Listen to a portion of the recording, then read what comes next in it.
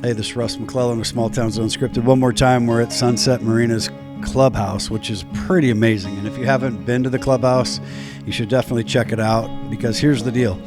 They have an upstairs shuffleboard, big screens, tables, chairs, poker table, downstairs lounges, fireplace, set up for a bar downstairs. And I actually got married here, but you can rent this anytime in the off season all the way through, I believe, the end of April. So if you have a birthday party, a wedding, a poker club, they do it. So Jolene Baker at Caldwell Banker, which is 682-7777. This can be yours, and it's really affordable. And if you haven't checked it out, call Jolene and she'll show it to you. But we are very, very appreciative that we've done so many podcasts here. And again, when I got married, it was amazing. And I just thought I would share that again and tell them thanks for letting us do this podcast. Hello, Kelly. Hi, Russ. Welcome to Small Towns Unscripted. Yes, welcome. This is Kelly Mullins. Yep. You might know her. Yep. I might know her too. She's my sister. She's my best friend at the office. There you go. This is Nicole Turner. I'm Russ McClellan. Thanks for tuning in one more time. Wow. I bet you never thought you'd be in this seat. I did not. I love it. It was a surprise this morning. Mm-hmm. I love it. Sometimes surprises are good. But I have a lot of questions for you since I've known you since I was born. I want to clarify a few things. So let's talk about your life, Kelly, because you've had an amazing run and are continuing to work every single day. In fact, I don't think I've met somebody in my office that works. Like, definitely have not had anybody show up as early as you do every single day, and it makes me angry because I usually beat people, but I cannot beat you. It doesn't seem like. Not gonna happen. But that's that just goes to your character and work ethic, and you're an amazing human. So I want to get into it. So you grew up in Manson. No, you grew up in Manson. For part of the time. Part of the time. You were born here? Mm-hmm. Born in Chelan. All right. We moved to California when I was about 4. Mm-hmm. So you probably don't have any early memories. So your early memories of childhood, you were in the Mojave Desert. Yes. Because Mom and Dad, the story I got was Dad got out of Korea and said, not a lot of money here, not a lot of jobs here, and he had a Firebird, if I remember right. Yes. And he had you as a new 4-year-old, and then a Firebird and Mom, and he drove until he ran out of gas. Is that the story? I don't know. That's what I heard. And he landed in Boron, California, where he became a Borax miner. And so you were basically raised until about, 12 when you came back? So from 4 to 12 years old, you were in Lancaster or Boron, California. Boron, yeah. In the desert. In the desert. What was that like growing up? Hot. Hot. Yeah. It was about 120 in the shade during the summer. Ooh. Yeah. Very hot. We lived in it for most of it. We lived in a trailer park, and so there was a row of trailers and then a row of clay and then just open desert. So that was my playground, was the desert. Is this Northern California? It's down by about an hour and a half, 2 hours from LA. Okay. It's literally in the Mojave Desert. Yeah, right smack in the middle of the desert. Yeah. And he worked in that open pit borax mine. Mm-hmm. He used to tell me stories that he would go in, get the old TNT for extra money because nobody wanted to do it. Yeah, he was a driller, so he worked with the dynamite a lot. Mm. And, from what I understand. So, Wow. So what are some of the things you remember as, from 4 to 12? Dad and I did a lot of stuff together. Mom and him both got motorcycles, so we went everywhere on the motorcycles. And then he got a dune buggy, and him and I would chase jackrabbits out in the desert. We had 13 desert turtles at one time. Oh my gosh. All from little tiny to great big grandpa, and grandpa only had one eye. And so Dad decided to take him back out into the desert to let him go because he was really old. And about 3 days later, we heard a banging on the garage door, and we went out there, and he had found his way back home. Shush, that's so cute. I know. Aww. They were my friends. And you were there till you were 12? Yeah, we moved back up here this summer after my 6th grade. Okay. Do you remember the house that you were born at? Like, where were you guys living from when you were 0 to 4? Do you remember? It was a house out in Manson across from where the old swimming hole used to be. Mm-hmm. There was a little house up on the hill there that was, I think it was great grandma's house. I'm not real Daisy sure. had a house there. No, this was down this way. It was further towards town. It was just a little tiny house. I don't remember it, but Did Mom work down in California? Do you remember? What yeah, she was a dental assistant. Dental assistant, yeah. It's interesting. So in the desert, Dad said at one point he had a pool, so he must have made some money, and he loved it. And Yeah, they rented a house one time that they really wanted to buy, and I think it was on the market for like $12,000, and it was just too much money at the time, and they couldn't afford it. But it had a great big pool in the backyard. Do you have any conscious memories of the debates because Dad told me that he loved it in the desert. He loved the heat. He loved what he was doing, the danger, the whole outside, the desert. He loved the beauty. And Mom wanted to move back because, obviously her family was here and Dad's parents, She wasn't a real fond of the heat down there. Yeah. She has some cool pictures of her on motorcycles, though, which is funny to think about her bombing down the desert highways and dodging jackrabbits on a motorcycle. Well, Yeah, she basically taught herself how to ride it. It was a Honda 305, Honda Dream. And so she waited till Dad would go to work, and then she'd go out there to try to teach herself how to ride it. But she couldn't figure out the brakes. Instead of using her hands, she would put her feet down. And she hit the gas one time and went tearing across the highway into the neighbor's backyard, almost into their pool. Nice. That was an interesting time. The Teamsters were big down there. He told me a lot of stories about that. Yeah, Dad walked the picket line a lot and got guns pulled on him, and families were threatened if the foreman's associated with the workers, and it was kind of scary. Yeah. So at 12, that's a pretty challenging age to be reintroduced to kids. Yeah. So you were what, 6th grade, you said? I started 7th grade up here. And what was that transition like for you? It was hard because by then everybody in a small town has been going to school since kindergarten together, so they had their little cliques. And of course, the new kid on the block, it's usually the bad kids that make you friends first, and you don't know who's the good crowd and who's the bad. So it was tough. Yeah.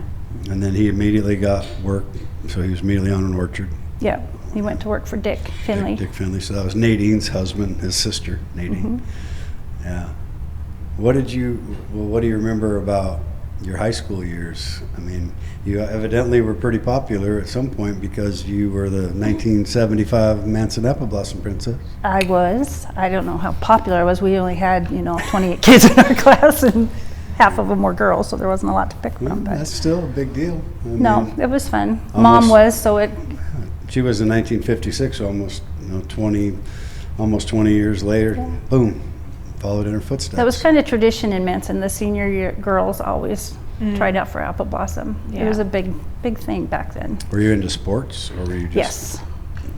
I wasn't very good at a lot of them, but I was in them. Volleyball was probably my favorite. Because you're pretty tall. Yep.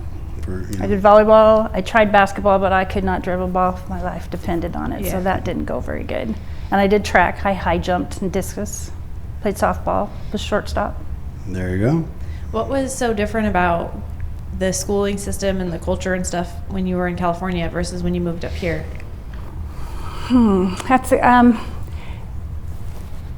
the town we lived in, Boron. It was smaller than Manson. I mean, there was a big barrel that was like an A&W. That was a restaurant, and there was like a variety store and a grocery store, and that was pretty much it. Was the lemon tree there in Manson when you were growing up? Yeah, when I was in high school, the lemon tree was there. It's available right now. You could lease the old lemon tree. And what was the lemon tree for the people that don't know? It was like a burger place, fries. It was a restaurant. Oh yeah, I've heard people talk about that. We need a good burger place up there. I mean, I know you got buddies, but Yeah, I just remember spinning on those chairs as a kid. was it like an old diner? Yeah. Like, we need a vintage diner in this area. That'd be great. I think it would be so cool. I think it would too. Yeah, it would bring back some nostalgia, which everybody loves to come to this town because it kind of feels like, I mean, a lot of it's new, but also it kind of feels like you're going back in time. So, I want to know what went through your mind growing up in Manson, and then one day you decide, like, I'm out of here? You just decided I'm going to go, didn't you go to San Francisco? I did. A week after graduation, I was on a plane to San Francisco. What was that I was conversation 17 like? years old. I had always liked fashion and was fascinated with the modeling career, and you know how mom and dad are. It's like, if that's what you want to do, we'll support you. I don't know that I would have let my 17-year-old daughter just take off from Manson to San Francisco in the mid-'70s, but... Did you have a connection down there? Grandma Hazel lived close. I lived with her for a couple months and would take the bus into the city until I found my own place. Mom's mom. Yeah. Yeah. So you just said, I'm out of here a week after graduation. Yep, it was either San Francisco or New York. I'm going to be a model. Wow. Did you have any contacts in modeling? No. Or I just went down there, enrolled in school. In modeling school? Mm-hmm. And I worked for the Coast Guard in naval engineering to try to support myself. Jeez. Okay, what school did you start, first off? What school did you start when you were down there? John Robert Powers. Wow. So how long were you there for? About a year. Okay. And did you learn a lot? I learned that it wasn't all as glamorous as what it's made out to be. It's pretty cutthroat. And back in the 70s, it wasn't a very good profession for girls. It wasn't safe at all. Oh, really? You know, because the thing was a bit twiggy. You had to be super skinny, and so they'd want you to take pills to stay skinny. And the photographers weren't always on the up and up. Yeah, that would be terrifying. That's why, I mean, I would probably be like, no, you're not doing that as a mom, but. Well, like I said, I don't know that. Back then, you also didn't know as much like today. I had always wanted to get out and get to the city, though. For some reason, I just wanted to try city life. And so I thought modeling in the city, San Francisco or New York, at least this way I was closer to home. Mm-hmm. That's true. And some familiarity. Wow, I can't say that word. Yeah. In high school, in the early, so you were in high school in like 71 to 75. Mm-hmm. That was right during Vietnam. In fact, one of our friends, Sheila, she lost her brother in Vietnam. Mm-hmm. I remember her coming to the house one night to talk to Dad because she was just crying. What was that like? Wow. I mean, because if you haven't, that was such an interesting conflict, and it was so, coming off the 60s movement, and then peace, love, rock and roll, anti-war. It was kind of anything goes. Yeah. So San Francisco must have been this like, whoa. That was a culture shock coming from Manson and never being anywhere. Mm-hmm. And you're down there, and luckily I met some people where I worked that took me around and showed me where I could go in the city and where I shouldn't go. If you do go here, make sure you've got people with you. And it was an interesting place in the 70s. So yeah, that's where you met your first husband, Larry, right? Yeah, I was flying home for Christmas, and the flight was canceled, and I had a friend come pick me up who happened to be in the Navy too, and he stopped at Treasure Island, and here I was, 18. I wasn't supposed to be in there, but they served me alcohol anyway. Is that a bar? It was. It's the Enlisted Men's Club on Treasure Island. Oh, gotcha. And there was a guy sitting next to our table who I overheard talking. He overheard us talking about Washington, and he turned out being from Marysville. So, oh, nice. We started talking, and then So tell me about that run. Well, from the time you met, I think the most important thing, I was the ring bearer in the wedding. You were. Got very cute pictures of you. And I didn't even do anything wrong. I was a good boy. Oh, gosh. Yeah, we moved back up here. We stayed with Mom and Dad for a couple of months while we found a house over in Marysville. Was he still in the Navy, or was he just out? No, he had got out. Just out of the Navy. Yeah, so we stayed there for a couple of months and then found a place in Marysville. I had Tony 10 months later. So that was quick. Yeah, we had 4 kids by the time I was 25. And you got married when? I was 18. 18. Had Tony at 19, Brianna at 21, and then I was 24 when I had the boys, the twins. Wow. Identical twin boys. Mm-hmm. So within 6 years, you had 4 kids. That's quick. That's turnaround. So fast forward, you ended up, that marriage didn't last, and you became a single mom. I did. I had a house, a mortgage, all the bills, 4 little kids, and didn't know what I was going to do. Where were you living at this point? Marysville. Okay, so you're in Marysville. I ended up selling the house. The kids and I moved to Oregon because I was working for the phone company back then, and I had a chance to transfer to Forest Grove. So we went down there for a couple of years, and I was working 7 to 4:30 during the day at the phone company, and then I would cocktail waitress at night. Wow, okay. To try to support the kids. And how old were you? Let's see, I was the boys were 2, so I was probably 20s. I was in my 20s. Like late 20s, early 20s? Yeah, probably about 27, 28. Wow. That's a lot of responsibility to handle on your own when you're 27. But I was young enough when I had all the kids, I didn't know any different. You just did it. Yeah. Isn't that such a different, mentality shock than I think a lot of people I was just having this conversation with my husband the other day, but it's like when you are tasked to have to do things because like it's just your responsibility. You have to do it from a young age.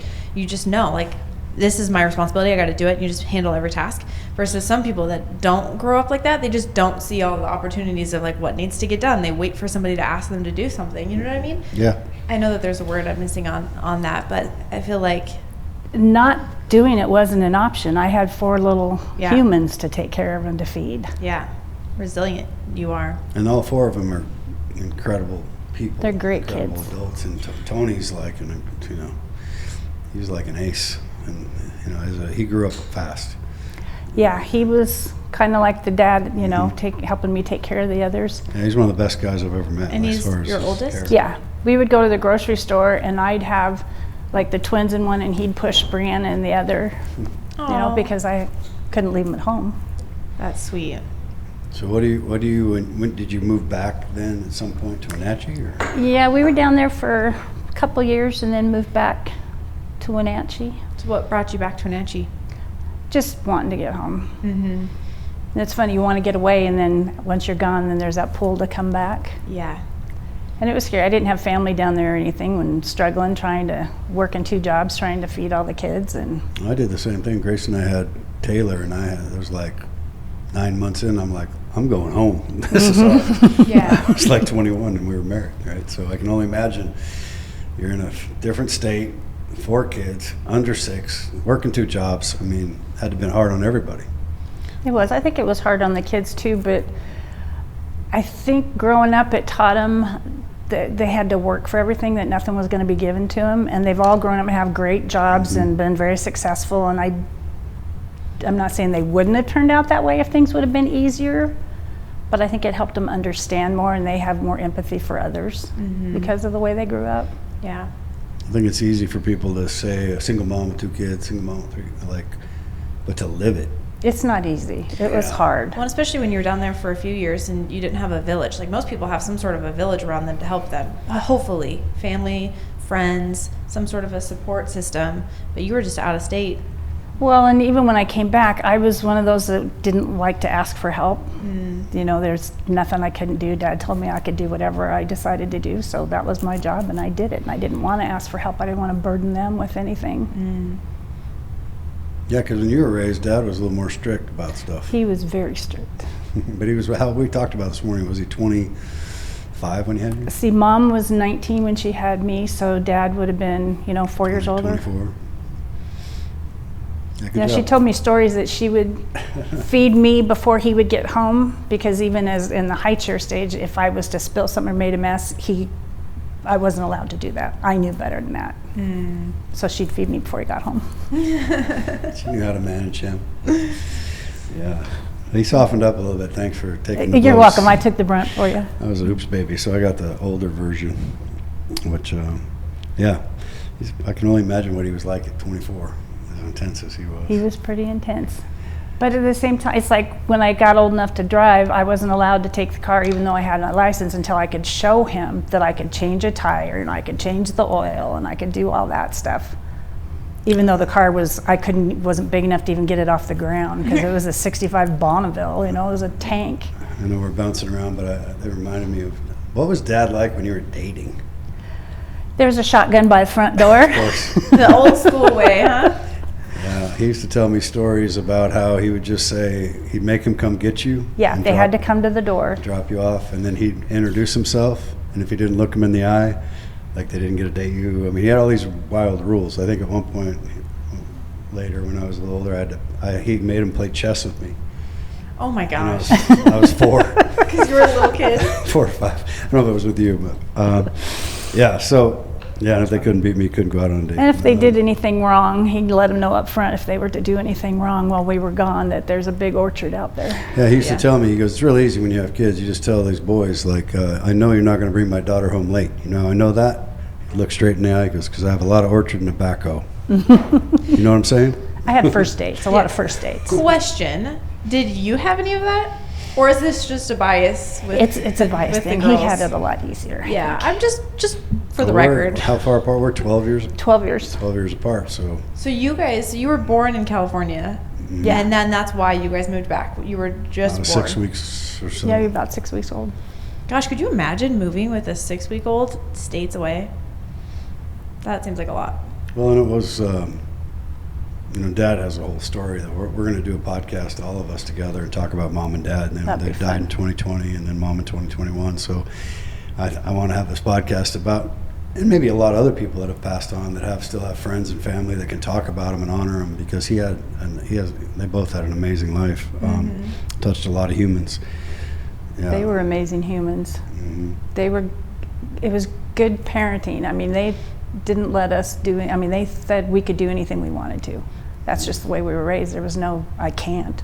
Yeah. You just do it. If you want to do it, you just do it. I used to joke around when Mom had dementia. I'd say, hey, Mom, I think I'm going to be a bank robber. She'd go, you're going to be a good bank robber.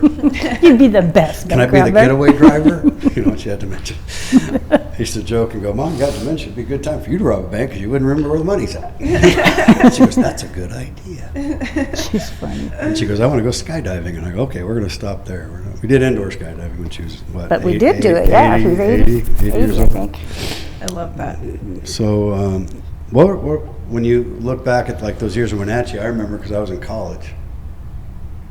I remember providing venison a lot because that was like you at the time were working multiple jobs, trying to make ends Counting meet. Cheerios. I used to say you're counting Cheerios literally to each kid, and I don't know if the kids remember that, but I remember that, and I remember like you didn't have a lot of money for protein, so I would bring venison. And I think that's why the kids, like Bree, doesn't like no more venison. Scarred her. I would have to teriyaki it and stuff and tell them it was steak, and because if they knew it was deer, they didn't want to eat it. Oh. And now the boys are all hunters and love it. But yeah, they're great. I've hunted with told me a lot. Chris Kyle are amazing guys too. But it must have been, the twins seemed like a lot of identical twins. Like that must have been a wild ride with those two. oh boy, what one didn't think of, the other one did. That'd have been fun to have an identical twin. Can you imagine if I had an identical twin? No, I don't think the world can handle two of you. I think the world can only handle one, Russ. Yeah. Did they ever try to date the same girl and like hide each other? No, they didn't, but they did switch places in school once. I'm sure. Oh, I would have done that a lot. Well, and the teacher is the one that taught them to do that. Oh, really? One of the teachers asked them to play a joke on one of the other teachers, so then that gave them the idea, so they knew to do that. And they both That's smart. And they both served in the military. Yep, they were both in the Army. Right after 9/11, they went down and signed up. Yeah, amazing. They each spent 13 months in Iraq. Wow. Thank you for their That was service. a rough couple of years while they were gone. Yeah. I bet. Didn't really know where they were Because at. what were the years that this was, like early 90s, 2000s? It was in the, when was the Iraq War? Well, how old are they now? I mean, how old are your kids now? Oh, I knew you'd ask me that.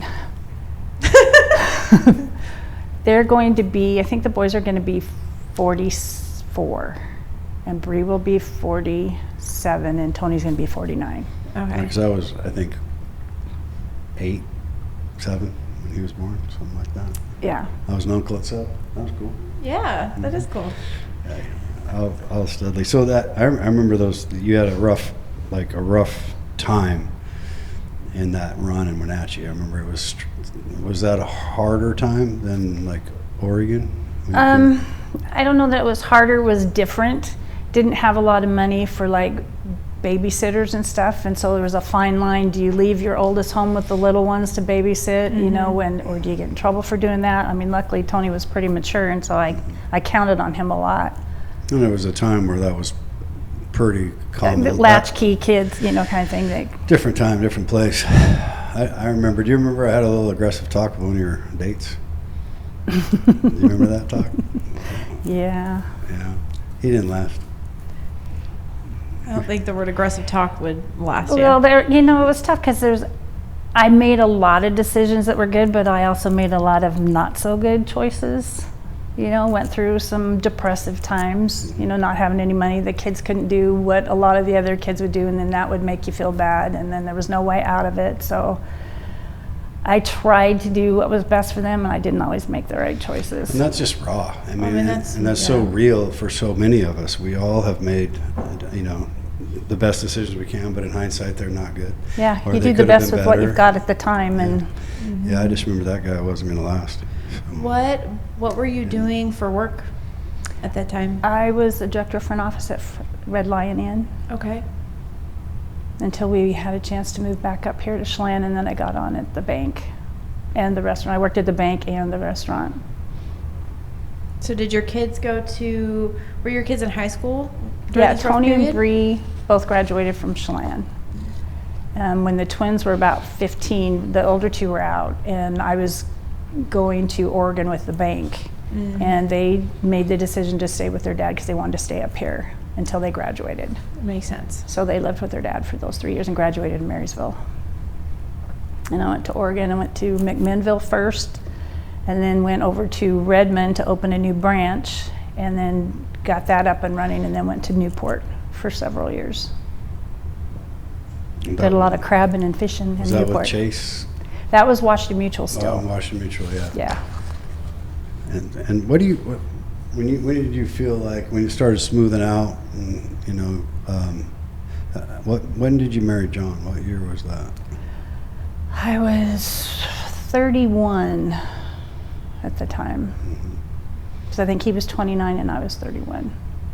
So The boys were like 5. So they were like 5, 8, and then 10. We were married for about 9, 10 years, and then we got divorced for 10, and then we got remarried for 10. That's interesting. Talk about not making the very good choices sometimes. Well, you know, it's just life, right? I mean, it's easy to be, from the outside looking in, that you do this wrong, that wrong in hindsight. But at the time, you loved him, and, you know, and John, unfortunately, He was a good guy. Unfortunately, he passed away. He drank too much, and he won cancer, smoked too much, and he died. Yeah. But, you know, it was one of He those. had an addiction. Yeah, it was one of those guys that was, when he was not drinking, he was a stud. But at least from the outside looking in, I mean, the kids might have a different perspective, or you might have a different perspective. But from the outside, he was always kind. Yeah, he was kind. He just wasn't so kind to himself. Yeah. And that's rough, watching somebody be in an addiction like that, and all you want to do is help them, and you can't. You can try and try and try, and until they're ready to do it, it's not going to happen. Yeah. What advice would you give people that are in that situation now, where they're almost codependent, or they want something to be so, you know, they're full of forgiveness, but you know, what would you say in hindsight? It's like what I did. I finally had to make the decision: is it worth staying here and trying to continually to fight to get him well, or do I need to consider what I need to be well? And it was a tough choice, because at one point I felt like I was giving up on him, and that was a failure. But I really wasn't. Now that I look back on it, he wasn't going to change because I said so, and I was getting pulled down with him, so I had to make a change for me. Yeah. Was that hard on your kids too? Yeah. I would imagine. The alcoholism was really tough on the kids to be around. Yeah. I would imagine that would come with a lot of just unknowns in a house. Yeah. You know. It's volatile sometimes. Yeah, which could be really scary. But now you're happily married to Jeff, and that's all. Well, you're cutting to the end. We haven't got to. That's the best part. No, we're getting to the best part, which is how great she is. Awesome. I mean, she's always been great, but how really great she is now. So, through in the banking career, when you started, you ended up being an auditor for what, 18 years at Washington Mutual? Well, no, I started with the bank in '92, and I did just about every position. I was a teller, I was a new accounts person, I was an operations supervisor, I was a manager, and then I moved to Seattle and became an operations auditor for several years, and then went to be a project manager for the corporate office. And then Chase took over. So we went to work one day and we had pink slips on our desk. Yeah, when Washington Mutual collapsed in 2008, right? The whole bank went out of business, like so many banks. Yeah, I just bought my very first condo all on my own, and the bottom fell out of everything. But you seem like you were really happy when you were living on Capitol Hill. You kind of liked that world? I worked in Capitol Hill, but I lived in Belltown. So you were downtown. I was right downtown on 4th Street. You like that? I did. Yeah. I don't know that I'd like it now, but I did. when I was there. You liked all the restaurants, the busyness of... Yeah, and the streets always were pretty with the Christmas lights, you know, and it was like in the wintertime it'd be snowing and you could walk anywhere. And I'd walk down to the office and then I'd cut over to Pike's Place Market to pick up whatever for dinner that night and walk back to the apartment. Yeah, that would be cool. It was fun. It'd be a lot different now, though. Yeah, the city wasn't quite in the position it is now back then. Yeah. In fact, you came over a few times and we'd meet up. You'd have seminars going or something. Yeah. Home shows, seminars. Did a lot of seminars. I've done probably, I don't even know how many seminars. Lots. At Daniels. A lot at Daniels Broiler, yeah. We're going to do more. You know, it's just told the story about this town, where we started, where we're at, maybe where we're going. So far, it's all kind of come true, good and bad. It is what it is. Yep, it's so life. What did all that? In hindsight, what do you think you learned about yourself during your life up to that? You know, when Washington Mutual goes down almost overnight. I mean, they were ranked one of the most profitable banks in the country of their size, like the year before. It was a wild ride. It was a surprise. None of us knew it was coming. I don't know if we should have known, but we just didn't. We didn't. Went to work one day and there was a little pink slip, and that's a true thing. There was an actual pink slip that they put on your desk. So they was saying open, and you're gone. You walked in, and they're like, "We're all done." And was it for Bye. everybody? Everybody had one? No. There was a few people, but they had their own. I was at the corporate level by then, and they had their own corporate people, so most of us got let go. Yeah. So that's what prompted me to move back to Wenatchee, is because there was an opening at the Chase Bank here, so I had to go back being a teller and work my way back up again. Yeah. I bet that instant moment you saw a pink slip, you were probably like, wow, I just remember being in this exact same position. I don't want to go through that again. It probably just scared you instantly. Oh, yeah. It's like, now here we go again. I'm just, for the third time, I'm starting over from scratch. Yeah. That feeling is always terrible. But you did a great job. I did. I worked. I ended up retiring from Chase, and then... Because you became a manager at Chase. Yeah. And People's Bank, too, I think. Yeah, I retired from Chase, and about 6 months later, the gal that hired me at Chase had moved over to People's Bank, and they were looking for a manager at the in-store, so she asked if I'd come back and work there. So I worked for them for a while, and then I retired again. And then you were starting up Keller Williams, and so I invested with you and went back to work again. And that was 7 years ago, right? They're just like, yeah, I'm just kidding. I'm not really retiring. Yeah. No. Well, I don't think that runs in your guys' family bloodline. I mean, I don't know. Obviously, I never really got to meet, obviously, your parents. But They worked all the time, too. Just the amount I know you guys, you don't have an off button. You guys, I don't think will ever retire, to be honest. Even if you're constantly doing some sort of a project or, you know what I mean? You guys always need a mission. It seems like you. Well, that last episode we had with Sharon Crockett, when she said, "I don't have that in me." Yeah. It makes sense. And it does. And I think it's, for me, it's just, what is retirement? Like, to me, what does that mean? Like, to me, it's doing something that when you want to do it, that you want to do. And for me, I love You love what you do. I love what I do. So it has different versions of things, and but I don't think I'll ever, I don't think I'm the guy that's going to a Palm Desert RV park and hanging out, and I suppose if I was independently wealthy and could travel the world, I might do that. You might sit on a beach for a while. Yeah, I could and do just that. turn your phone off. And I'll always have more for you to do. Just forget that. Okay, we'll leave our phones home. Yeah. You know, it's funny, when Dad had a stroke at 82, I was like, because he worked so hard, I didn't know he was 82.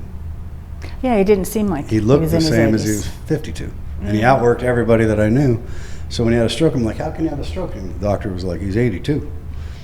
That happens. Yeah. And I'm like, shit, I didn't realize that was a thing. And I think you're going to be like that. You're just going to keep going. Hopefully I don't have the stroke. Yeah, I was going to say. You haven't had a stroke working for me. But yeah, let's talk about that. So you retired from the bank, and then this crazy guy decides to open up KW in Wenatchee and open up a franchise. And now you're working again. So what was that transition like for you, going from like all banking industry to now being a part of KW? Yeah, and it like was real a estate. big transition for me, especially in the position I was in when we first started, because I was doing accounting. Well, banking and accounting, debits and credits are totally backwards. So I had to reprogram myself all over again, and I didn't know anything about real estate. Yeah. She was our market center administrator, which in that Keller Williams world is the all things money, all things everything. It's the junk drawer. Well, and like you had to wear so many more hats than just also accounting. Because I know I've seen it on my side that you wear so many hats. Mm-hmm. And we throw things at you constantly to this day, and you're like, I don't know how to do it, but I'll figure it out. We'll do it. You know, and like that tenacity is something a lot of people struggle to have, but you just, it feels like innately have it. I don't know if you've always had it or if you've continued to work on it. I work at it, but I think with the way things were with raising the kids by myself and everything, for the most part, just not being able to say I can't do it. Mm-hmm. You just learn to do, and that's probably what I've learned the most is I figured out just how tough I can be. Yeah. I think you're the kind of person now. I mean, in the beginning, I remember you were like, I was kind of afraid of my own shadow. yeah, and I was hard. I was like, we don't have this luxury. We're gonna figure this out. He was tough. Mm-hmm. And I remember some of the other agents were like, you can't talk to her like that. I'm like, she's tough. She can do it. And you did. You just rise up to whatever level of challenge there is. And that's so rare in people, especially now. I feel like it's become such a rarity that people will take on through vulnerability and courage stuff that they're not 100% sure of. Mm.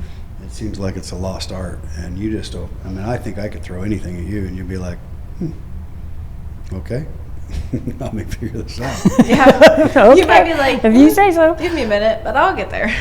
What did you learn about real estate in the last 7-8 years? I guess we opened in 2018, so it's almost 2018, yeah. 8 years. There's a lot more to it than what I think people realize being on the outside when you don't know the industry. You just call someone up and you tell them you want to buy or you want to sell, and they just do it. Well, there's a lot more to it than I'm finding out. Yeah, especially a lot more to it. Legality stuff, like crazy. And what we did with Keller Williams as a franchise, which we're not a franchise anymore, we're a team inside of a franchise, which is great. But that franchise is tough.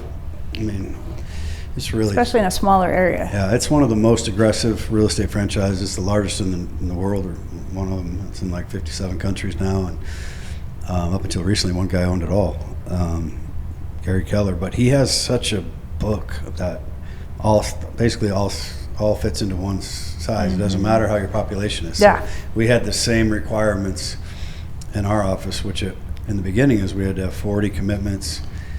You know, a bunch of money in the bank. I had to go through a series of interviews to be the operating principal, and it was legit. I mean, it was tough interviews. It's a tough franchise. We had to create a territory too in the ecosystem, because there wasn't one in North Central Washington. So we had to convince them that we could do it.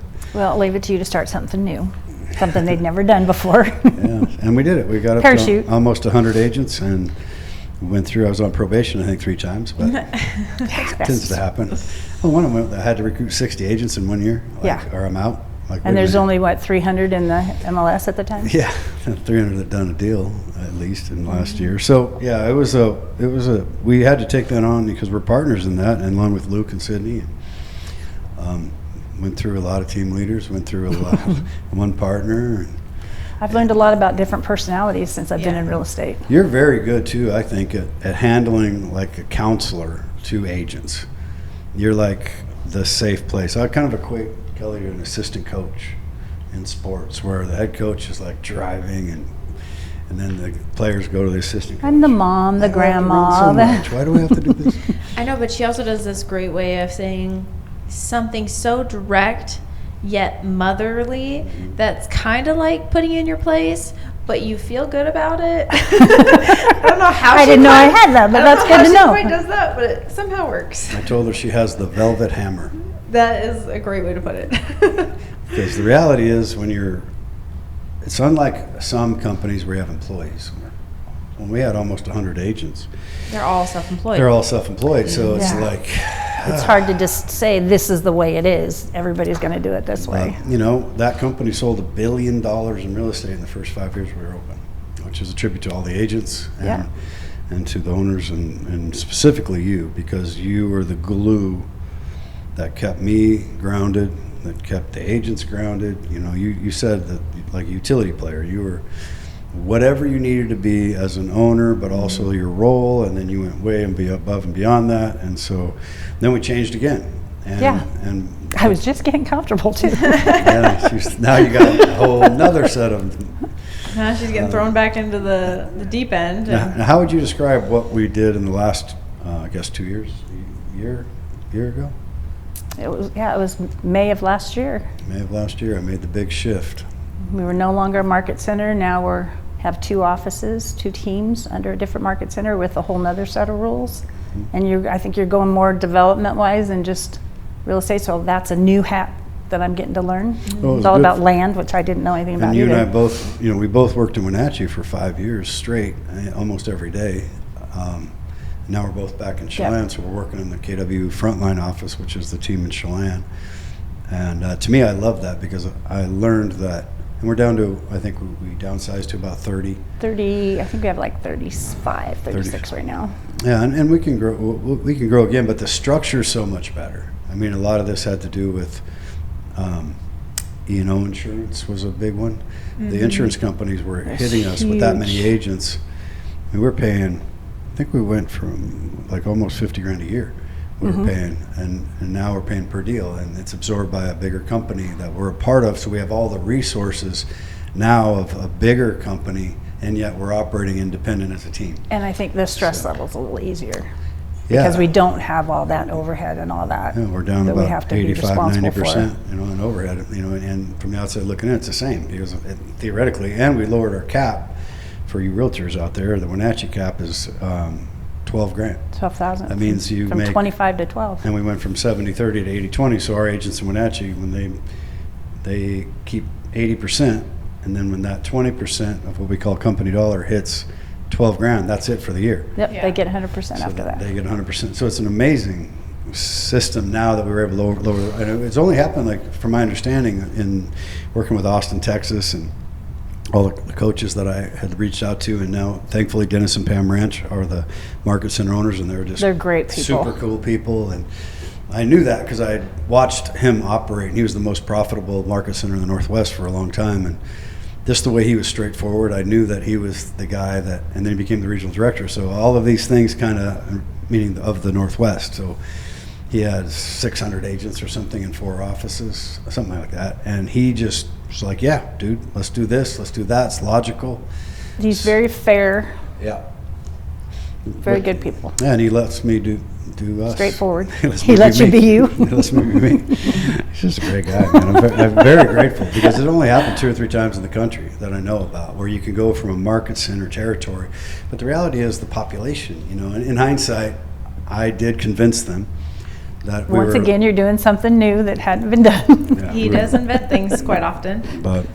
And it was a great learning experience for all of us. So now, based on what we're doing now, how do you feel even making that transition into being in Chelan with me every day, and Nicole and Christy and? Just like I said earlier, I have a lot of the pressures off. I mean, it's there, but it's not the same kind of pressure. So it's a new learning curve again. I'm starting to learn new things, but I feel more at peace now that I'm home. Back home, yeah. Yeah. Yeah, and you get to hang out with cool people. I do. I get to hang out with Nicole. Yeah, it's funny. I was telling my son the other day, I was saying, for me personally, and I think you guys feel this way, it's hard to have faith over fear. That's so easy to say, have faith over fear. And then you're like in the situation, and you're like, oh. But I told him, I said, when you're playing bigger games, like the developments are a bigger game, it's a longer term deal, there's a lot of moving parts, it's not that commission stuff, it's no instant gratification. And to have faith, and you're in that same boat, right? You guys are partners essentially in this organization that we've created. So we got sales, and we're doing a ton of listings and sales, but we also have projects, and having the faith that those projects are going to work out without a certainty. And I told my son, to me, I'd love to hear what you guys think about this. I said, for me, when I'm playing bigger games, the stress is the same whether I'm playing smaller games or bigger games. It's still like day-to-day stressors. There's still cash flow, there's still this, there's still that. But for me, when I'm playing with the opportunity to get to a Super Bowl in my head, it doesn't seem like it's as big a deal to me, like, because I'm doing it for like a longer term vision with helping people and changing things. Do you guys feel that, or you just think I'm smoking, you know what? No, I think one thing I think I've learned from you since we started the real estate business is in banking, everything is so black and white and so sure. Mm-hmm. And then you go to real estate and nothing's black and white, everything's gray. And so I've been able to learn to just go with the flow, and it doesn't matter. I don't get stressed out like I used to. Mm-hmm. You know, it's like, oh, we have to move this way. Okay, we'll take this left. Yeah, for sure. How do you feel about that? I don't know. I don't have a great answer for this because I feel like, see, I'm not going to answer this well. I don't have the same concept about stress or fear as much. So even if it's a small thing or a big thing, like I just do it out of pure enjoyment. So, and the stress, I don't know, when I have seen so many things witnessed in life of like, you could easily have an emergency and like now you're paralyzed, or now somebody in your family died, or something that can just totally shift your whole reality so quick. I try to really keep my stress, like realize that like life's short, we're all gonna die, unfortunately. Life's short, we're all gonna die. But I just always put it in the perspective. It's like literally we're all gonna die. So it's like you only have one life to live. You only have one life to play this game. So just go all in and don't like think about all the stress. Don't think about all the fear. It's all gonna work out. And if it doesn't, it's not over unless you're dead. You're gonna keep going. And what was Mom saying? Don't stress Two things. the small stuff, and everything small stuff. Yeah. So. And like when you go through things like you went through with, you know, your kids and being a single mom, and it's hard to feed them, it's hard to pay bills, like going through really hard times like that puts a lot of stuff in perspective where you're like, I can handle anything. Yeah, like having to buy school clothes for Christmas presents. As a mom, it makes you feel like crap because you know they want toys and fun stuff, and you're having to choose that time to buy socks, you know, or a new pair of jeans for school. So yeah, and it's funny when we go back in time on this podcast. I can't remember off the top of my head who said it, but they got one pair of shoes in the spring and one pair of pants. Yeah. And that lasted you all year. I mean, so it's all kind of relative to your time. But I think what you're saying is when you're grounded in gratitude, gratitude is a pure assassin of anxiety. At least for me. I shouldn't speak for everybody, but when I wake up, I'm just like, first of all, I sent a text out the other day, right, this morning. We're in a beautiful place. I was like, let's get this straight. We get to work where there's lakes and mountains and sunshine and not a lot, you know, some might argue lately, but less traffic than Seattle. And oh, by the way, we're in real estate and there's a whole bunch of people that want to be here. And we get to help people realize their dreams, whether they're selling or buying, or their goals if it's business related as investors. But it's not like we're selling the, you know, like the middle of Afghanistan. That'd be harder. Like, no, we're not trying to sell real estate, you know, in those environments. We live in a very beautiful place. Yeah, I mean, so to me, it's like being able to be here every day and to help people. And you're right, the gratitude really is like, what's the worst case scenario? Yeah. And you know, life happens and money goes up and money goes down, but when you don't let those kind of things define you as a human being, that's where it gets ugly, you know. And I went through a lot in recession, right? I went bankrupt and Me too. you know, thought I had some money, and then about 4 minutes later I didn't have any, and I was like, oh man. And I'm counting Cheerios of my own. I remember buying tires on Craigslist one at a time for $10. I gave you an old couch that folded into a bed so you could sleep in your office. Yeah, I have, and that's life, right? So when you go through those things and you realize that every day you're blessed, and I think it makes you appreciate things fun. More when you've gone through the hard times. And I think it's learning how to, I mean, I guess because I grew up in small town sports and then college a little bit, I look at everything like a game, because it is not really life and death. It's just a game. And it's just whatever if you're an artist, if I was an artist, I'd be like, I'm going to be this kind of artist. It's the a best game. artist out there. Yeah, you know. So to me, it's like just very, very lucky that, and then the stress that helps. Yeah, and it's not like I don't have stress. It's just I always try to put it in perspective, like, where am I truly at? And usually the stress comes from me thinking about projecting some part of the What future if? that is not actually real because it's in my mind. Yeah.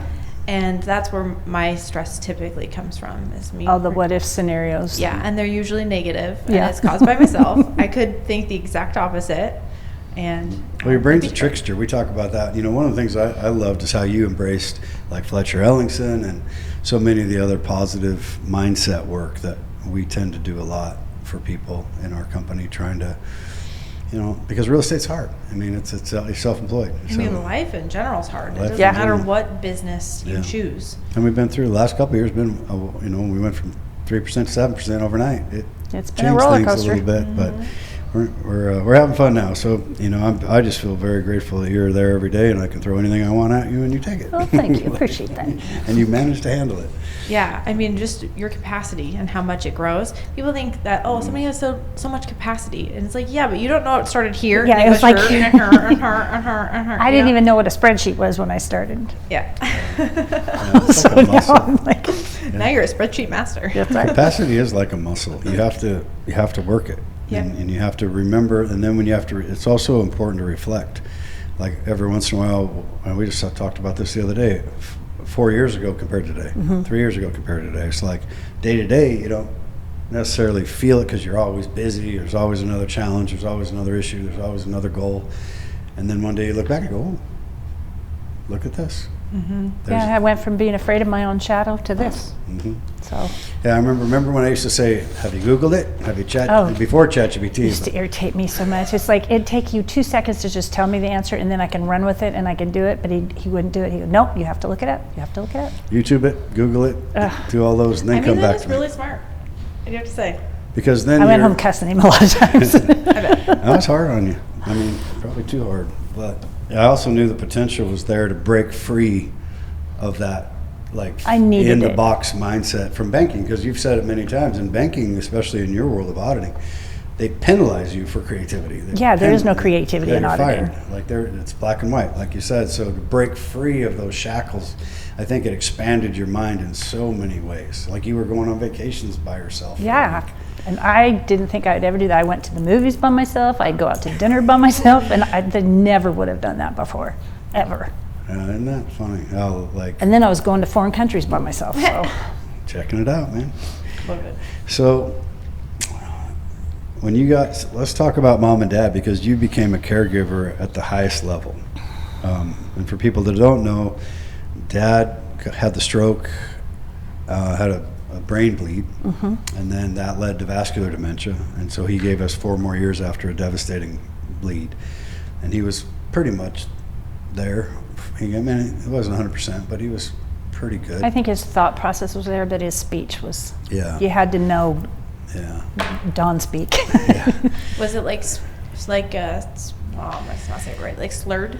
Not so much slurred as not the right words. Oh. Instead of black, he'd be white. He'd say white or. Or it took him a while to find the word, Yeah. how to translate it from your brain out your mouth. And, Yeah, it and was form tough. it that like there was some disconnect because he was in the basal ganglia for you medical people, and it was a deep brain bleed. And they said that, like I remember when he was in a coma, when I was over there in Harborview intensive care, they said he has something like a 90% chance he won't wake up. Jeez. And then if he does, you may not want him to because he'll have like a 75% chance that he will be Like a vegetable. just not there. So you might want to think about that. And I was angry.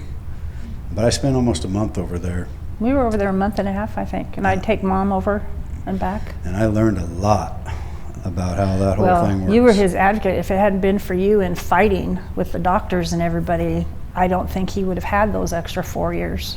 Yeah, they don't know how. I mean, I had 3 HR meetings. And He was well known around the almost, hospital. well, you know, it was frustrating because it's like I could see both sides, but you're emotional, obviously, and I'm fighting for his life for him and making everything as good as I could possibly make it with knowing really nothing. But what was interesting about the system is how busy those top guys are, the neuro guys, and how they make their rounds. And so the one thing that was frustrating me is when I learned about insurance companies and how they place people into either like Like a nursing home? Like a nursing home, convalescence type, or like, assisted living or physical therapy. All the therapies, Right. Occupational therapy, physical therapy, speech therapy. Which Dad had them all. Yeah, but you have to get an insurance company to step in. If they're too far gone, they won't insure it. They'll say Right. no. You just go to a nursing home because that's more expensive. So when I learned about the point system and the insurance agents or whatever they're called, in the building, and they would look at the charts and then the doctors would rate. So the one thing that I remember being very frustrated was The non-responsive? the head honcho, because he's got like 12 doctors around him, residents or whatever, and they're all doing the rounds, and Dad would be up and exercising, walking up and down the hallway. Playing catch with you. Which was cool because I got tons of pictures of him in his slippers and robe and cowboy His hat. cowboy- Fucking nurses loved that guy. He was like Clint Eastwood or John Wayne. So and he still had his personality even when he first woke up. And I remember I'd look at the charts every time they'd leave, and they wrote non-responsive, and I'm like, he's just taking working a out. nap. Yeah, he's taking a nap. Yeah. He's just working it out for 2.5 hours. So I called the doctor, and I get it because they have a ton of responsibility. They're seeing tons of patients a day, so it's not a slam. But from the perspective of an emotional son trying to fight through this system, I just remember kind of cornering the one guy, got me in trouble, and I said, "Look, I think I figured out your problem." There's arrogance. So I was emotional, but I said, "You think your time is more important than his time, and his life's on the line. So I'm not going to let that happen."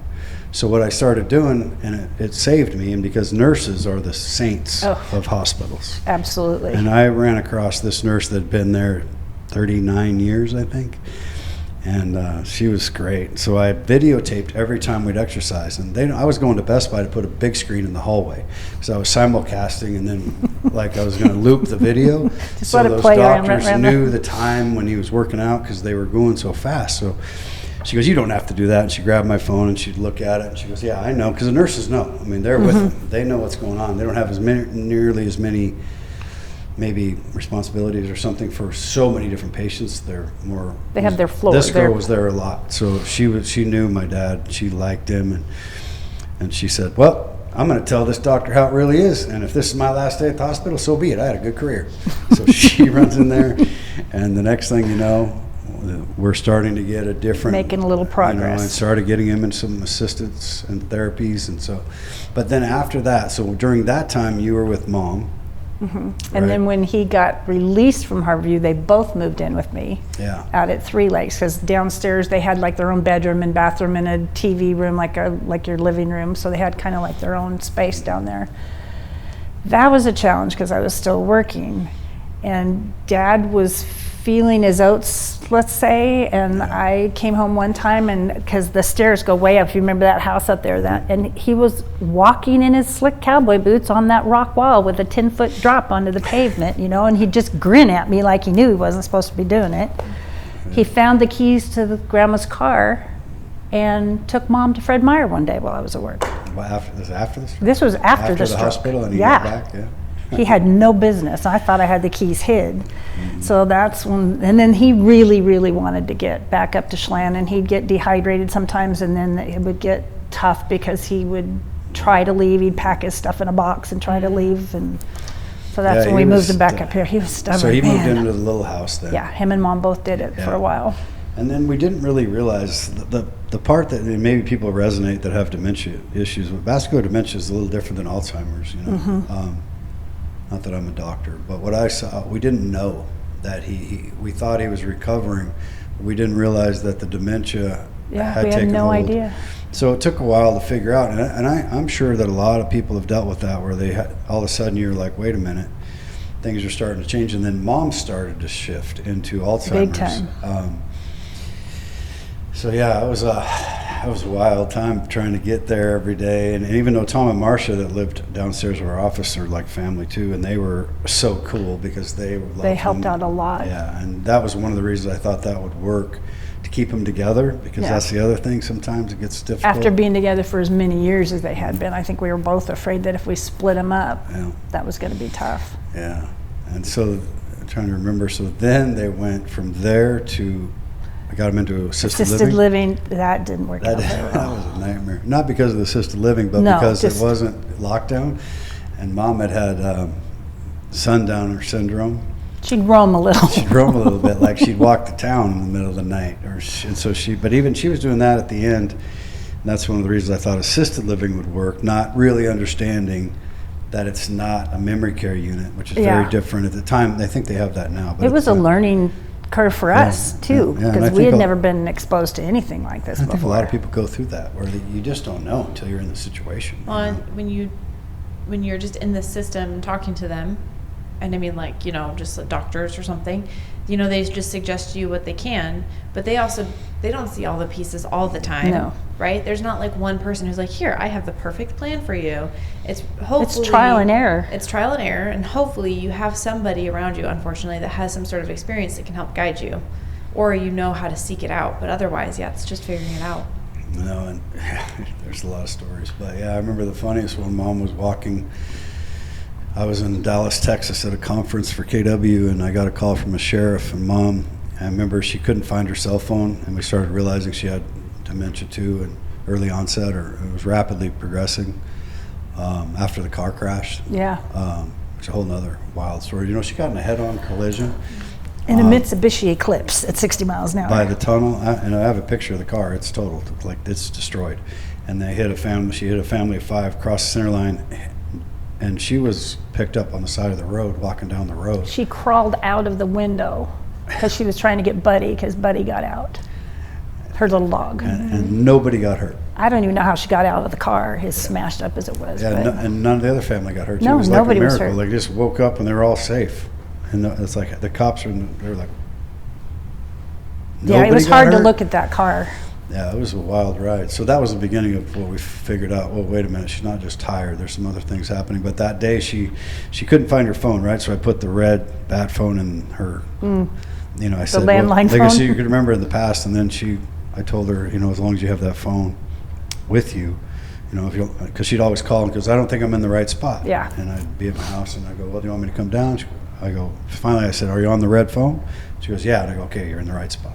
Right, and it was the old school phone. She could remember the past, right? And then the cop on the phone, the sheriff calls me and he goes, "Hey, it's weird. Your mom's in a robe. It's snowing, and she's walking It's down like the 20 highway, degrees outside. and she's got slippers on, and she has this basket with all her coats in the basket, and it's weird. She has this red phone in the basket." So I told her, so she Like, pulled it as out of the long as wall. you've got the red As long phone. as you have the red phone. I think she thought it was a big cell phone. I don't know, but then we went to assisted living. Then I'm trying to remember when you moved in. Well, Dad got to the point to where I couldn't handle him anymore. Yeah. Because he's strong. Even He's though strong. he was going through that, that sucker was strong. And he got me down and had his hand on my head and was holding me down on the floor when I was trying to fix his pants for him, and he wasn't having it. So that's when you decided you were going to take Dad to your house, and I took Mom to Wenatchee with me. Yeah, he was feisty. Yes, he was feisty. He was reverted back to his boxing days the first time he punched me, but he didn't really hurt me, but he was like, he's just. Well, he was just comical. He would fascinating. do things that you could look at him and the smirk on his face is like he knows he's not supposed to be doing this, Yeah. but he's doing it just because, Yeah. just for fun. Yeah, he always wanted to go to work, and I was like, But yeah, that's when I took Mom with me that's when So then Dad last, passed away like, in 3 years. April of 2020, so about another month, been 6 years already. And then when he passed away, then you and Mom moved in with Audie and I. yeah, it got to the point to where Mom couldn't walk, and so trying to get her from the wheelchair into bed and then to the bathroom, and I was trying to hold her up with one hand while I could undress her with the other hand, and she slipped out of my grip one time, and that's when I thought, okay, someone's going to get hurt, either me or her or both. So then you said we could come in, and you asked us to move in there. And Audie was That was a godsend and for Audie me, was amazing through that whole thing too. because I was still working. As an MCA, I just had the office at home. COVID 'cause kind that of was a blessing during that way. COVID, right? Yeah. Yeah. So it was a wild. And then she was always super sweet. So She did. I got woke up early one morning by a guy yelling. And so we lived in an apartment, I went running out there. And Mom had evidently snuck out while we were sleeping.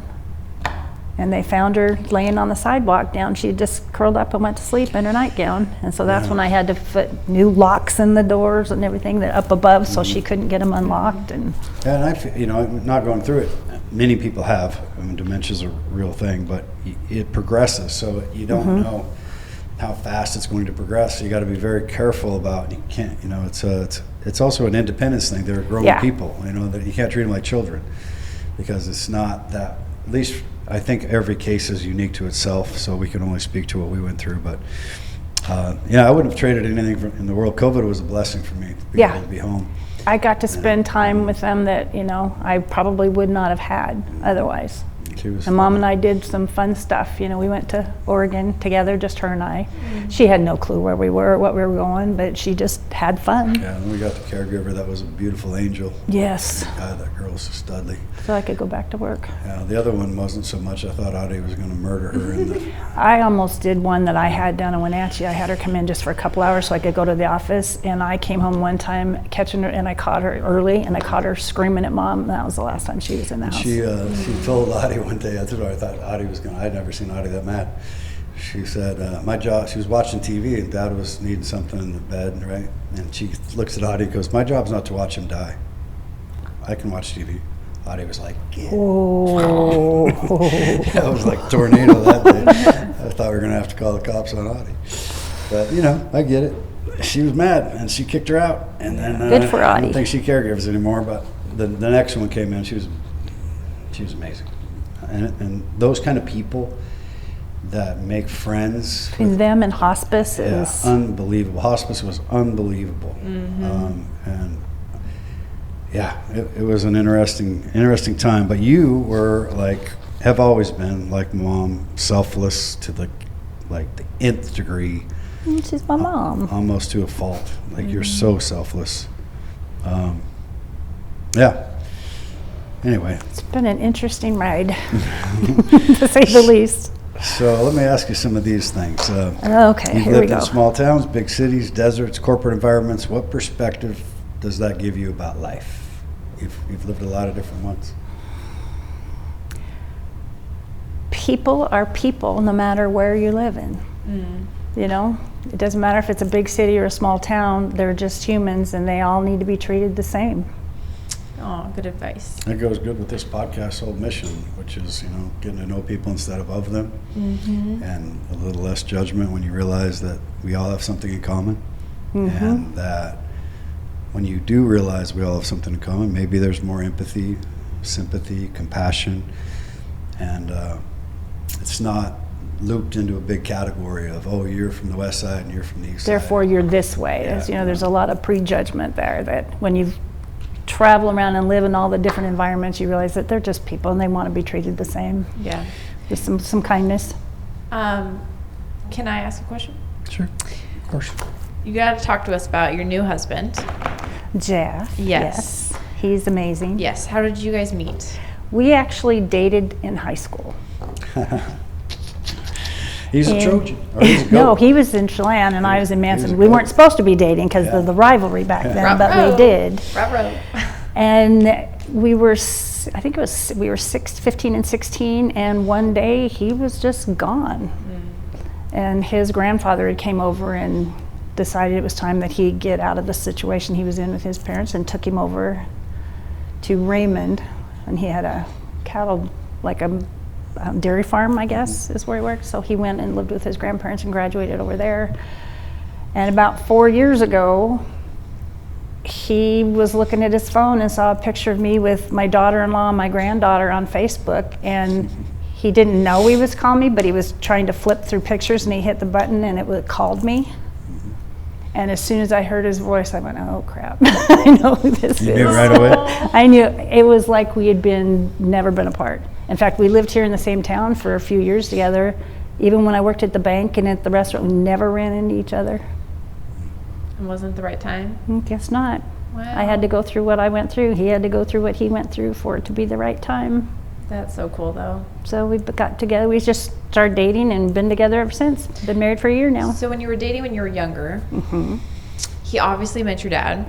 He obviously had the shotgun approach, and he still stuck around for a while. He actually, which I did not know until we got back together 4 years ago, that he went to Dad and asked if he could marry me back then when we were 16. What'd your dad say? Says, well, when you were 16. According to Jeff, he said, well, Jeff, you know, I really like you. You're a good kid, but I think maybe you guys might want to finish school first. I mean, Hey, ballsy. You know, and maybe that's why Dad liked him. He had the nerve to come up and ask. but you know what? What 16-year-old knows exactly what they want? Good for him. Yep, 100%. He knew. He's kind of an old soul, I think, because he had 2 younger sisters, and he did a lot to help raise them, and you know. That's great. Yeah. So he helps me a ton. And now you guys just celebrated your first New Year's Eve. New Year's 1 Eve. year, yep. Congrats, you guys. Thanks. Okay, well, how about your kids? What are your kids doing? They're all over on the west side. Okay. Tony works for Boeing and lives in Marysville. Brianna works for Boeing also. She lives in Issaquah. Chris is with the FAA and he lives in Mukilteo. And Kyle works for UPS and he's in Granite Falls. Wow, nice. So they're all just kind of around the corridor over there. That's cool. And then how many grandkids do you have? 11. Now, Rose was like, can you name them all? She's like, of course. Yes. That was off air, but Fire away. yeah. Okay. Brianna has Rowan and Marin. Tony has Riley and Wyatt. Kyle has the twin girls. He's got Ophelia and Camilla, he's got and then twins too. Dax. That's cute. And Chris has Trennan. And he has Trennan. His wife has Caden. They have Charlie together, and now they're fostering and trying to adopt Stormy. Oh, cute. I can't believe. I mean, it makes sense that twins run in your family. So I like that you have another. They hadn't until I had them. Yeah. So there's no other twins in your guys' lineage? Not that I'm aware of. We looked back, and I just started something new. It runs in the family. We start new stuff. It does run in the family. You guys always start new things. But that's cool. Congrats. Thanks. Yeah, Yeah, they're all doing really good. 11 grandkids is a big deal. And they're all just amazing people. And it sounds like super successful. And They are. It's funny, one time you had talked about tough times with me, when they were kids and things you wish you could have done different or should have done different. And I looked at you and do you remember this? I said, look at what happened. Don't think about all the woulda, coulda, shoulda. Look at how they've all turned out to be amazing adults. Yeah, I was Amazing coming people. down on myself for the choices that maybe I shouldn't have made. Yeah. And we all he do reminded that. me on how good that they turned out. So And how good you've turned out. I had to do something right, I guess. Yeah, you also turned out great. You went through a lot of hard Thanks. things. And you kept up the hard work, and look at you now. Yeah. The other thing, back to Jeff a little bit, I think what I love about him is he's good to you. Very, Oh, he's so sweet. which Yeah. is a new thing for me. I had to learn to embrace that when we got together. I was probably a little difficult at first because I was used to doing everything on my own. So I had to learn to let him in to help because he wants to help. Likes to cook. He loves to cook. He's a very good cook. Yeah. He's Very handy. good. And he cleans the house. Yes. And He's handy. he is. We call Yes. him all the time and be like, hey, Jeff, could you help us with this? Yep. all Yeah. the time. So if you need stuff done, you give call us a us, call. we'll call him. we got a Jeff for that. Yeah. Yeah, and that's in real estate. That's plumbing, Electrical. Yeah. all the things that are kind of hard to find sometimes, especially for all the stuff that's maybe not huge that you don't want to have to call a big company in. But in timing, he's quick. It's when you were talking, it just reminded me of stuff that he did that it's little things that I'm not used to being treated that way. Is like now that it's winter, he gets up even though he doesn't have to leave, and he goes out and starts my car so that by the time I'm ready to go to work, it's warm. And if we go somewhere, he hauls all the suitcases out and loads the car, where in the years past, I've always had to load it, unload it, take care of the kids, do everything, and he's just there to help do everything. That's so So it's cool. pretty amazing. You can tell that, You deserve it. And he deserves you. Yeah, you guys that's deserve cool. each other. He's a good guy. Yeah. So, go ahead. No, I was like, I also really like this question, by the way. Yeah, that's coming. Mm-hmm. What values from mom and dad stayed with you through everything? Honesty is one thing that Mom and Dad taught us all, was don't ever lie, cheat, or steal. You know, treat others with kindness and respect. And I think that's stuck with me. I think that's kept me going even through the rough times, is just remembering that you can get through this, just have a little patience. Well, you don't have any quit in No. you. No, I that's think not an option. That was too, and that was them for sure. Yeah. There's no quitting. Yeah, if you start something, you may not have to do it again next year, but you have to finish this year. There's no quitting halfway through. Yeah. No matter how bad at basketball That's so I was. true too, because I don't have a lot of memories of little things, but I vividly remember wanting to quit the Cub Scouts. Midstream does, like, I wanted to quit basketball so bad because I was so bad at it, and you're in high school, and so you're playing in front of people, and you can't play, and it's embarrassing. They wouldn't let me quit. they just put the round thing in the round thing. It's okay. Yeah, it's a little more difficult than that. So what are you most proud of when you look back at your life, Kelly? How well the kids turned out. That is. And good. the fact that I didn't quit, because there were a few times where I was sitting at the house after the kids went to bed with the drapes shut in the dark, just not knowing what I was going to do next. Yeah. But I didn't quit. A lot of people are in that place right now. You know, there's a lot of people going through tough times. What would you give, especially single mothers or fathers, I guess, but that are thinking about, and they're in that place that you just described? What would you advice would you give them? Don't be afraid to reach out, because I know I didn't let other people know I was going through it, and sometimes I wish that now that I had of, because if I'd have just had one person to talk to, I might not have struggled for as long as I did, and maybe some of those bad decisions I made wouldn't have happened. That they're not alone, ask for help, and it will get better. It's beautiful. I know that's easy to say And when it's you're in harder that to do. when you're in that position. You know, it's hard to realize that it will get better. Let me ask you this, because you've been around this podcast since we started. What does the phrase "small towns unscripted" mean to you?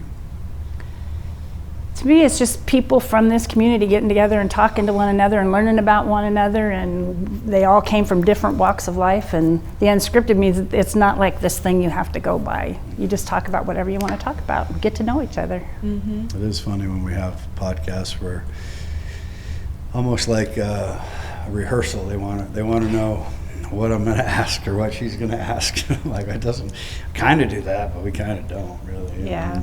We let you kind of. It's more of a just like a conversation, I think. Yeah.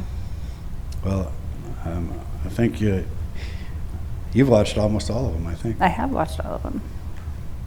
Biggest fan right here. That's right. You're a raving And I've fan. even learned how to reshare it. Yeah. So this is interesting. What do you hope your kids and or grandkids remember about you someday? That I genuinely love them more than anything on this planet.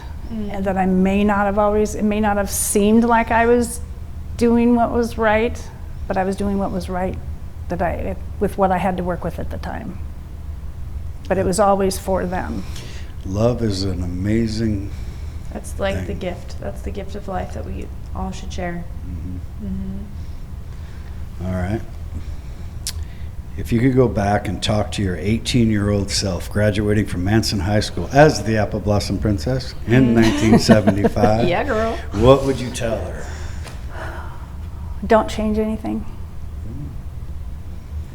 Even the good and the bad, I wouldn't change anything. Just hang in there, keep persevering, keep trying, and don't be so afraid. Gosh, she gives good advice. I thought you gave good advice. I get it from her. Exactly. I'm just like, she know, taught like you. her. We were just starting at 12. What's the hardest thing about working for your or with your brother?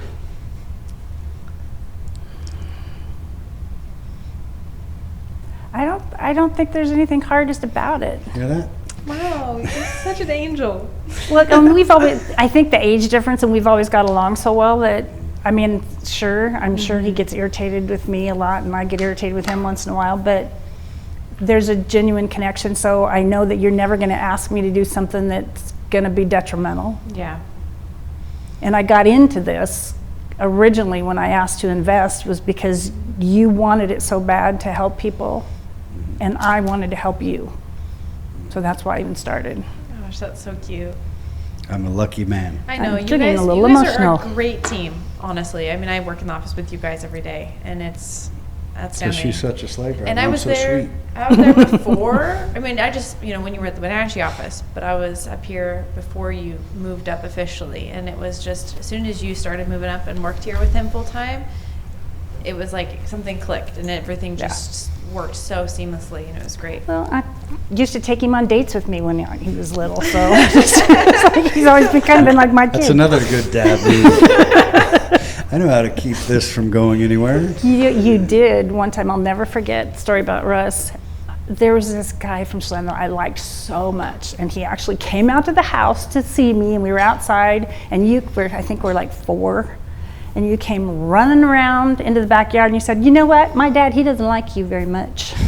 And he left, and I never saw him again. That's probably best delivered by me, not Dad. Little kid instead. Dad probably sent me in. I'm sure he probably did, because he was a lot older than He me. was probably like, hey, kid, go over there. Tell him to get that out. Oh, I love that. After everything you've experienced, small towns, big cities, your children, grandchildren, having raised at one point 4 kids, single mother under 6 years old, counting Cheerios, through all these challenges and all these adversities, which, when you kind of lay it out, it seems like a daunting part of life, but it's life. And it's interesting to me that you would change nothing. What is that? What part of that makes you feel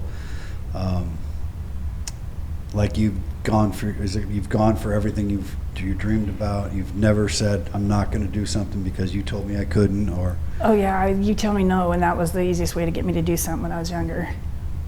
But I don't think I would change anything, because I wouldn't be who I am now. If you go back and you make one little detour, it's going to the domino effect is going to change everything else in your life. Yeah. I mean, I may not have had the kids that I had. I may not have had the career I've had. Or Right.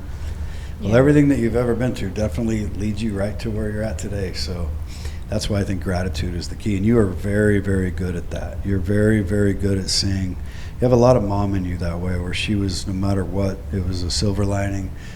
The sun's coming up. I'm excited to be alive. I'm so lucky to have kids, grandkids. No matter, there was no down. Like you, I don't remember you being down. that's probably the biggest compliment you've ever given me, is saying I was like Mom. Aww. Well, you are, and then some. In your own way, you're, incredible. So I'm very, very lucky. I love you very much. I wouldn't change anything. I think we're having a lot of fun, and Nicole's all right to be around in the office, so we can handle her sometimes. And we're just getting started. That's right. This journey's just beginning. People really knew all the stuff in my head right now.